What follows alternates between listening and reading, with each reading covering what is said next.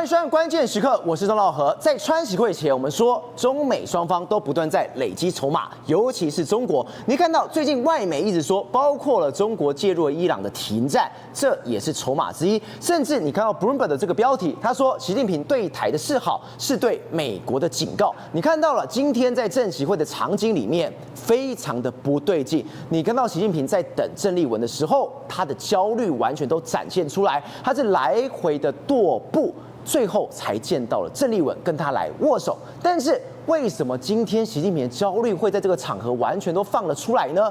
原因就是普丁，他最好这个盟友。难道要去美国了吗？你看到普丁宣布了，我32个小时要停火，没想到停火之后，他马上派了特使去到了美国。人家说他们在谈石油的制裁、跟石油的经济，甚至还有经济合作上面的事情。回到我们刚刚讲，他身边现在只剩2个人，除了你刚刚看到的郑丽文之外，他马上派王毅去了哪里？去了平壤。去找了他们的外交部长，多久没有过去了？甚至去找金正恩，所以他左边剩下了郑丽文，右边只剩下金正恩。习近平真的有筹码吗？好，我们现在介绍今天的来宾，第一位财经专家黄世聪，大家好；时事评论员张宇轩，大家好；资深媒体人姚慧珍，大家好；资深社会记者王瑞德，大家好；资深媒体人吕国珍，大家好；好，最后一位资深专家林廷辉，大家好。好，松哥，那现在看到一件事情。他恐怕一个筹码都没有，而且他对抗的是什么？美国，他对抗的是川普。川普他不是在下棋，他在下围棋，他是一步一步把习近平的路给堵住的。没错，你说的不对。为什么这样讲？因为习近平不是没有筹码，他有2个筹码。2个筹码，一张筹码叫做金正恩，另外一张筹码叫做郑丽文。他哪没有有筹码，只是这2张牌很小而已，梅花3。对，梅花3的这样一个状况。为什么？你可以看到说，从去年到现在为止来说，川普是对你步步进逼啊！你看我干掉了谁？我干掉了委内瑞拉，然后我也端掉了。现在伊朗在进行谈判，那你大概这个伊朗可能要没了。另外一个，我把古巴也围住了。现在其实让习近平最担心的，倒不是这些国家。你知道是谁吗？是俄罗斯。你知道为什么俄罗斯吗？居然在这几天的时候，俄罗斯主动抛出跟美国说啊，我们现在跟乌克兰先停战，我们不要打仗了哈，先停战几天。你们每一停战，我们乌克兰、俄乌也停战。对，不止停战之后，他居然还把他的俄罗斯特使 Dmitriev 呢，他也跑到美国去了。跑到美国去，他说他要见美国川普总统的这个官员。他说我们要跟美国谈什么？谈乌克兰和平协议，还有美俄的这个经济合作事宜。对。如果你看到这个的话，你会不会紧张？但我紧张，他要跟美俄经济合作，经济合作是什么意思啊？经济合作就是要结束乌克兰战争，我要倒向美国这一边啊。另外一件事是什么？因为呢，现在的金正恩来说话，他显然是中国最坚强的这个朋友，所以你看，马上没多久的时间，美伊要谈判没多久的时候，你看这个中国马上就把王毅派到平壤去见他们的外交部长，强调什么呢？他说北韩呢，在这个金正恩的领导下取得了卓越成就，即使面对美国跟西方势力的不断的孤立，这个阴谋的孤立打压之下，还是这么好。而且多久没有过去了？对，赶快去找金小胖。对，但是问题是金小胖跟你也是若即若离啊。我们就讲金小胖也是在跟川普说，他跟川普关系可很好嘞。川普还说他跟他交情关系很好，所以你看他显然在巩固他的牌。你看，因为俄罗斯跑掉，那我赶快把金正恩巩固。对，万一金正恩接下来跟你说，我要跟这个川普见面，那你怎么办？完蛋了，什么牌都没有，那他只能够打郑丽文这张牌啊。郑丽文这张牌的时候，美国可不可以反制？美国可以用赖清德这张牌啊。对，所以跟你讲，有非常多的国际政治在那边玩，但是目前为止占上风的，显然就是川普这一边。而且钟哥，为什么我会说今天的习近平真的怪怪？你可以看到那个画面里面，他在等郑丽文的时候。焦虑感完全都直接展现出来，来来回回一直在踱步，一直在踱步，而且让我觉得最妙是什么？他见到郑丽文的时候，那个笑容完全不一样。对，为什么我会这样讲？我们看到一段画面，这是马英九那个时候去的。马英九那时候跟习近平见面的时候，习近平笑得跟什么一样？甚至连战去的时候，习近平也笑得跟什么一样？那是郑丽文。他完全没有在笑容的，应该这样来说啦。今天比较不一样是什么呢？今天如果你在看他跟郑丽文讲的时候，他就说什么欢迎台湾的农渔产品优质厂商进入这个大陆的这个千万家庭啊，我们愿意在坚持9·2共识、反对台独的共同政治基础上，包括中国国民党在内的台湾各政党团体，还有各界人士一同对话，这个加强交流啊。但是问题是，他还是在保持什么？他让郑丽文讲出2个东西，一个就是你9·2共识，然后再就不容外国人干预，对，这是中国人自己的事。然后他还说台湾民主跟中国民主终将融合成一个民主，所以他还是要郑丽文讲这些话。但是问题在什么地方？他就没有讲到统一了，这怪了。那为什么没有讲到统一？我跟他讲，因为他意识到了，在美国现在的状况之下，统一不可能。对，也就是说，我要武力统一不可能。因为什么？你看到最近期的伊朗被揍成这个样子，委内瑞拉被打成这样，我要统一，我要武力统一不可能。对，那我武力统一不可能的时候，那怎么办？我就要内部有人，然后用这样来统一嘛。所以就知道，事实上他显然路线是有点改变哦。那这也是他现在在打不一样的一张牌。好，不过这张牌来说有没有效，我们就等这个郑丽文回来再说嘛。好，那我们就讲。除了刚才这个习近平打这张牌之外，我就说习近平现在最害怕的是什么？普丁，我的好兄弟，对，我永远的战友，对，伊朗已经没了，我只剩你了。对，为什么？因为他曾经跟普丁说，100年之大变局由我们来促成嘛。就没想到，你看普丁这几天宣布什么？他说在东正教的这个复活节期间呢，对乌克兰暂时停火32个小时。对，好，那显然是释出善意嘛。然后马上呢，他就把这个 Dmitriev 他就派到这个美国去了，总统特使。他说什么？我们要加强这个2国的谈判，就美国跟俄罗斯的合作。然后这个美国是不是要决定是否延长对俄罗斯的石油豁免之类，也都是这一次的谈判之一。那我想，他显然接到了什么？接到了川普的善意。对，你知道川普有没有善意？川普有善意啊！川普之前不是就说，我解除俄罗斯的石油的这个，你们这个国外可以先去买俄罗斯的石油。他比解除禁令比伊朗还要更早啊！最近普丁也闻到一个不一样的讯号，川普在炮轰这个北约。他不是说，我要从什么西班牙撤军，我要从德国撤军，我要换到别的地方，搞不好我要撤出北约。好，那这个时候呢，普丁那闻到不一样味道，我这时候赶快来跟你这个交好啊，对，搞不好我可以分化北约。他接到他的橄榄枝，他接到川普的讯号，对，人就派了，对，然后就来了嘛。你看他就说什么，我们要谈什么长期的航空合同啊，然后石油跟液化天然气的合资啊，然后还有包括说为美国重返俄罗斯的消费市场提供便利啊，然后核能的合作，包括用于人工智慧的领域啊，重返美元的体系啊，然后原材料的合作啊，你最在意的什么一些稀土矿，还有什么锂铜那些，还有推广石化原料，我们这些，我们可以继续推广石化，所以搞不好他们2个国家真的有机会坐下来好好谈一谈啊。也难怪习近平他会焦虑。对啊，所以习近平的跺步或许不是针对这个郑丽文的跺步，他是针对接下来我要见川普的时候的心理的焦虑嘛。目前为止的国际局势对中国来说的确不是那么有利。好，那我想俄罗斯如果真的倒的话，那他真的是完蛋了哈。另外一个部分是什么？另外一个部分来说，就是他现在的这个真的一带一路面临到非常大的压力，尤其是伊朗。伊朗如果真的，我们讲自己这个明天就要展开美国跟伊朗的谈判嘛。对。如果2个国家真的谈拢了，然后伊朗的未来真的解除他的这个美国真的解除对伊朗的禁运一大堆，然后伊朗彻底跑到美国这一边来说，对中国的损失是相当大。所以现在就有人讲什么？就有人讲说，事实上为什么这次伊朗会妥协？某些部分来说的话，中国或许扮演一个角色。对。那为什么这件事情到底是真的还是假的？这件事有人问川普说，说这个中国是不是扮演一个角色？他说 Yes, I heard。我好像有听过这样的说法。好，那为什么中国要伊朗赶快赶快说妥协呢？因为很简单。因为伊朗是中国“一带一路”最重要的节点之一，我在那边投资了一大堆。那我投资了一大堆的时候，那如果你真的不投降的话，那我怎么办？我的资产继续被炸啊！对，而且你还炸周边国家。他现在不是还炸什么阿联酋、炸那个烧掉？那也是我投资的。而且他现在最严重的是什么？就是这一条中伊铁路，没错，就是这一条。对，现在有传出这一条铁路。以色列恐怕也轰了，为什么轰？你可以看到，今天纳坦雅胡已经讲非常白，他说以色列轰炸了8座的铁路跟桥梁，还有部分的公路。对，所以人家说什么？这一条根本就是中国的生命线。对，因为荷姆斯海峡被人家封了，没错，这条生命线也要断掉了吗？对，没错。因为中国在这个伊朗的布局多深，我跟他讲，中国有一条这个铁路，对，它跑到这个欧洲去，但是它拉了一条线呢往伊朗去。那为什么往伊朗去呢？因为很简单，因为过去一段时间伊朗的石油在这边，我如果可以这个有伊朗这个国家的话，我可以石油直接通过陆运的方式。你看他们说什么？他们这是在去年6月24号，那中伊铁路开通了。他说，因为中伊铁路的贯通，使得伊朗的石油贸易可以绕过波斯湾，还有马六甲海峡，那直接快速的向中国还有其他国家出口，瓦解美国对伊朗的控制还有制裁。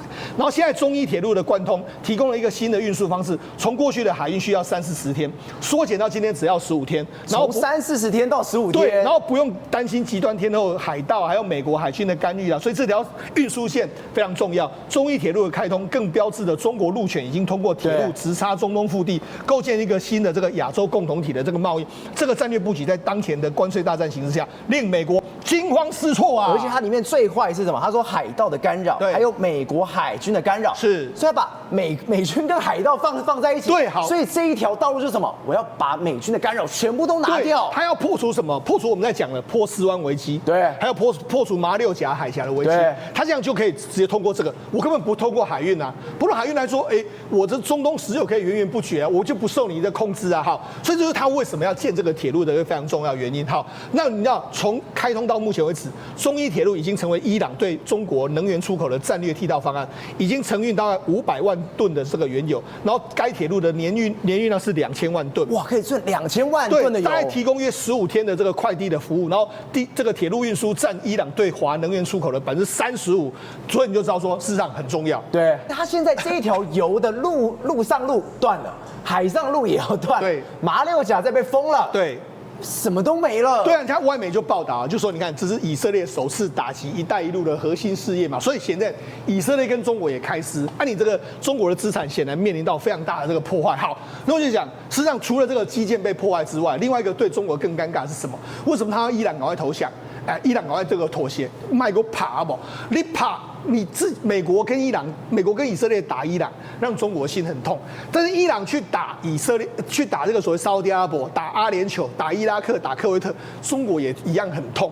你知道为什么？因为中国目前为止，你看他在这边的投资，他在伊朗是这样的投资，然后在沙特阿拉伯是400多亿，然后在这个阿联酋是400多亿，在这个沙特阿拉伯是800多亿，然后你看在科威特来说也是400多亿，这么多投资，他一共投资了2700亿美金。就你看打来打去都是我的东西啊！这是 Bloomberg 算的哦。对啊，我们以为只有在伊朗，原来在中东这些海湾国家，他20年来竟然投了2700亿美金。对啊，你打来打去不是都是我的资产吗？都是我的资产，那怎么办呢？好，那你想即使打成这样子哦，赵，你知道吗？在中东的那些中国人还是打死不退。他说什么？你看有一个这个男子，他说2025年抛下11岁的儿子，只身前往阿联酋工作，现在40岁的王姓建筑主管，他就说，我目前在工地管理，每个月收入大概是1.5万人民币，那超过在中国收入的2倍。对，所以他们打死不退啊。虽然说今天都一直在抛，他们还是不离开。所以中国这些投资人不肯离开。那问题是你一直打，那我人员会有问题，那我的投资也会有问题。所以你看叫伊朗不要打，就是卖怕，然后，那我跟他讲，事实上为什么这样说？你看哦。因为这个中国至少有在杜拜、还有卡达、还有阿曼的3个基础建设被空袭，然后另外还有12个投资计划都被空袭。那所以它受到投资的影响就被空袭高危险的区域，它受到影响直接会被空袭的，大概有46.6亿，大概折合新台币是1480亿左右。对，都是有可能被攻击的哦。就是目前为止，伊朗已经有攻击了。所以对习近平来说，尴尬到疯掉了。第一个，我挺伊朗怪，因为我们办法对这些海湾国家过来那边交代。对，但我挺海湾国家也怪，伊朗会觉得说你是我多你又没有帮忙我。对，所以他在这一次的战事里面，他根本就是里外不是人。对，他根本没有办法怎么做的。对，所以他说为什么这一次的这个在伊朗的战事，中国非常尴尬。第一个，你看他过去一段时间，他不是在伊朗投资这么多，他也在沙特阿拉伯投资这么多，所以今天打来打去都是我损失。好，那假设说我今天站在伊朗这边，那我在其他国家投资怎么办？打水漂。好，另外一个，我为了挺伊朗的话，你看赵尔。这几天的时候，川普说什么？我准备对你支持伊朗的国家，你运武器给他，我要给你科50%关税。你说这样子的话，中国敢挺伊朗吗？当然不敢。所以搞到目前为止来说，中国就变得非常尴尬。那我就讲，尤其是你看，中国有那么多投资，包括说在那边的什么沙特阿拉伯那边的城市投资啊，包括说像太阳能投资啊，还有车用的投资一大堆，然后包括说科威特也跟他们的建筑业投资，这么多的投资，那我就说中国非常尴尬，就是说他现在该挺伊朗，不挺伊朗，还是我要挺沙特阿拉伯，都不知道。所以说他在中东这一场局里面，他一个筹码都没有拿到，没错，全盘皆输的，而且搞不好两边都认为他不是人这样一种，所以他为什么在那边踱步？显然他也在思考最近我在面对伊朗的局势该怎么办？他真正担心的是这个普丁要跑了，对，那真正担心是说伊朗要跟他和谈了，那我到底要什么牌？他看一看，眼前居然只有郑丽文的时候，或许他就会真的非常焦虑。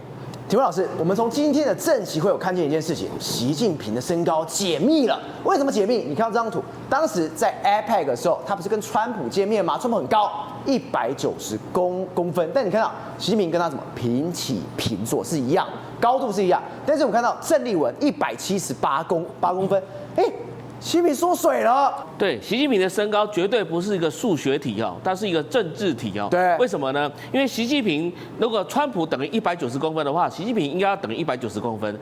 那如果郑丽文等于178公分的话，习近平应该等于178公分。那到底习近平是几公分呢？他会不会是在178到190公分之间呢？当然答案当然答案不是，答案是看他见到谁，他底下的那个鞋子啊，里面有机关的，它是可以随时调整的，它可以调到190，当然也可以调到178。那为什么他今天要调到178呢？其实最主要的原因是因为他现在手上没有任何牌了，他只能找郑丽文过来。对，那所以你看到他脸很臭，你知道吗？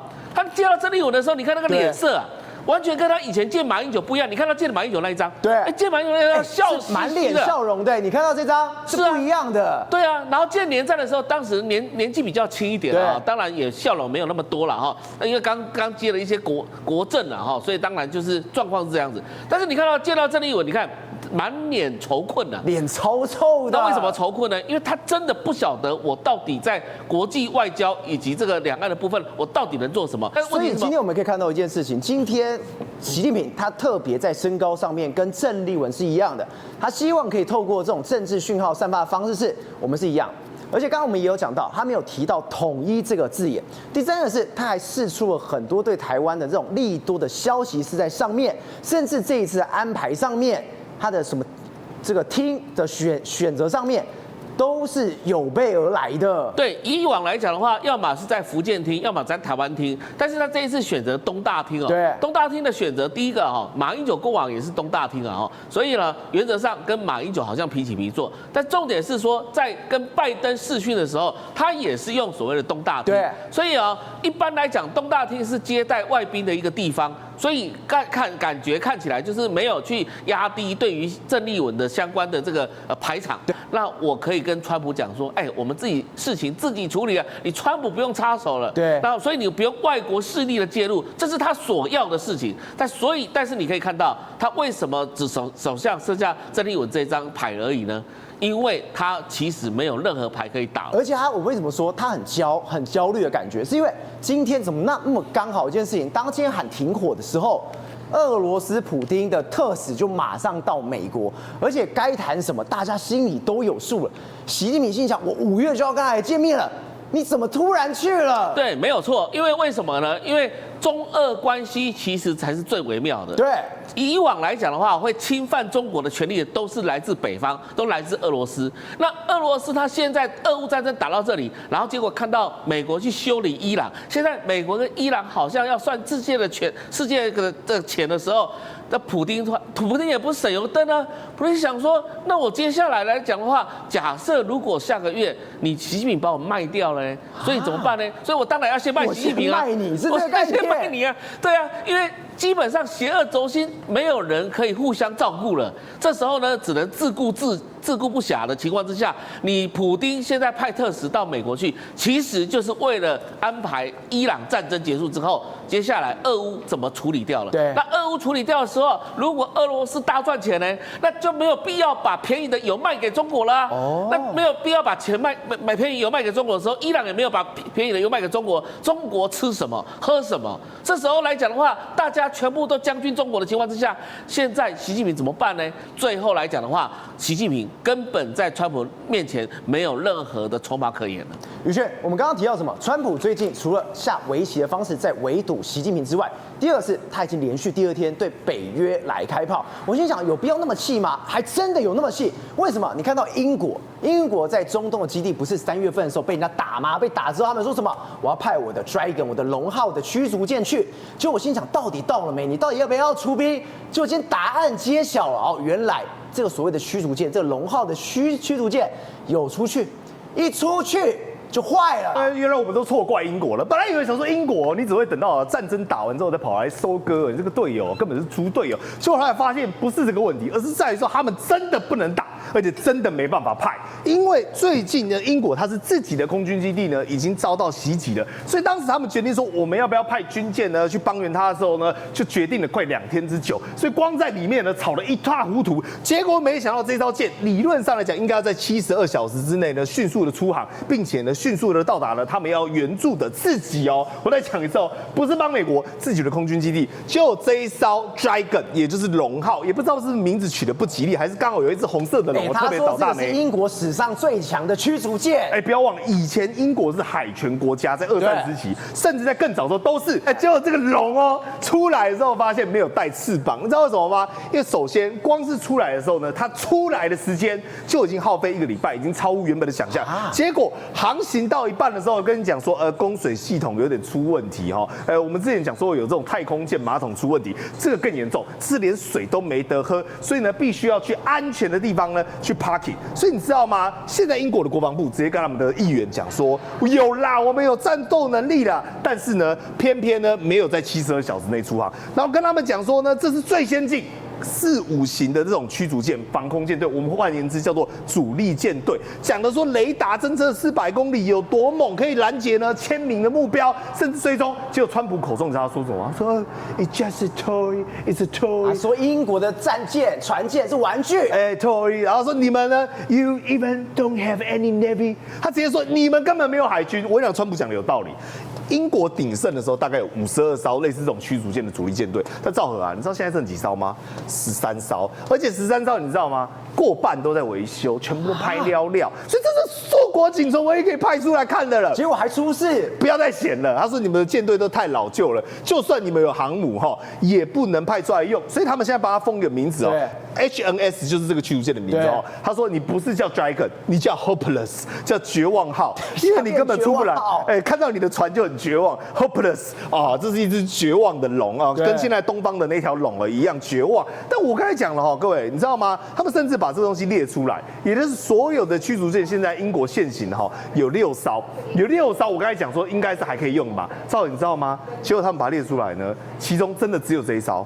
真的只有这一艘，我们讲的哈，算是可以派出来。来，我分别是哪几艘呢？第一艘，这个叫Duncan号呢，是真的可以派出来的。来，这个就是我们刚才看的 Dragon， 这叫什么呢？维修中。这个叫什么呢 ？Dauntless， 维修中。那剩下3个更惨。剩下3个不是维修，这叫勇敢号，它已经要变胆小号，因为它是完全坏掉。对，就是修都修不好，修了不知道老半天来哦。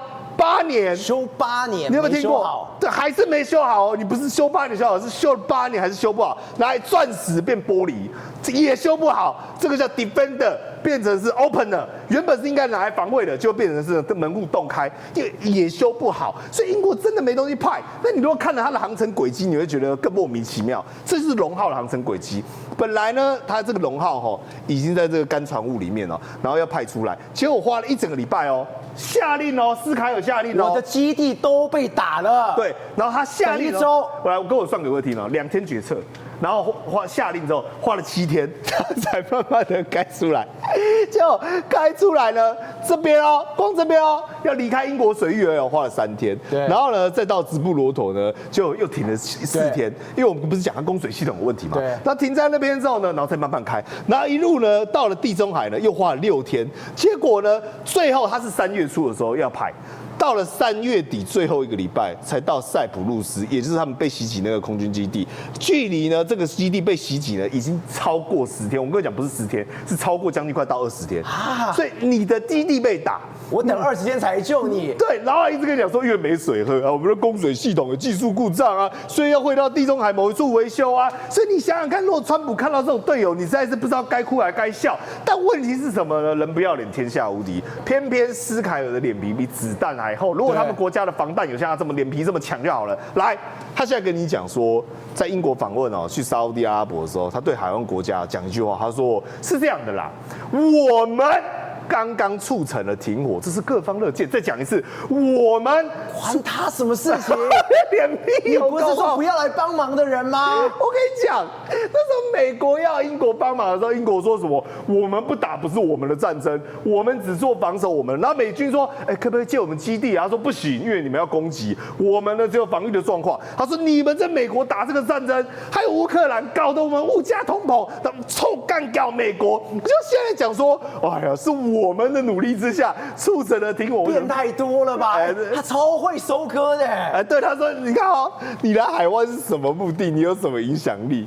我们达成停火协议，他这脸皮超厚，所以很多网友都崩溃说 we， 他说不是吧？从头到尾美国要么也算巴基斯坦，关你什么事情啊？而且你看啊，这是过去他讲了，美国要退出北约，对不对？那时候美国呛虾，他直接跟你讲说啊，那是杂音呐。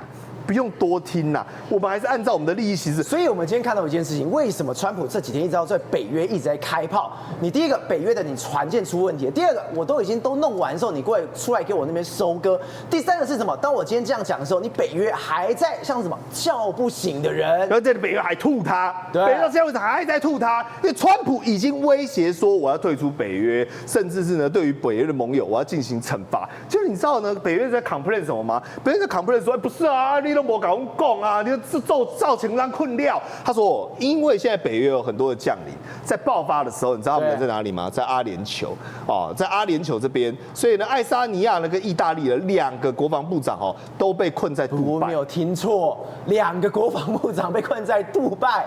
各位你知道这什么意思吗？因为国防部长是涉及国家机密嘛，代表他们完全不知道 ，have no idea。他没有情报吗？他没有情报，然后也搞不清楚状况，也完全不知道，然后就被困在那边，然后就被 complain。北约吗？情报网不是很密吗？还在那边 complain 说你美国都没有跟我讲，你在搞什么东西？来，我跟各位讲哦，你知道北约现在最严重的问题在哪里吗？美国所占的北约的预算哦有8380亿，美国所占的北约军事基地哦，至少我们讲上看哦，将近快要50座，以及呢，美国在北约所占的士兵呢，大概6.5万名。只要这一撤出呢，北约瞬间会真空，只剩下38%左右的战力。所以你想想看，北约有什么资格去跟美国画巴拉 K？ 因为没有美国的话，北约早就已经分崩离析，成不了一个军事联盟。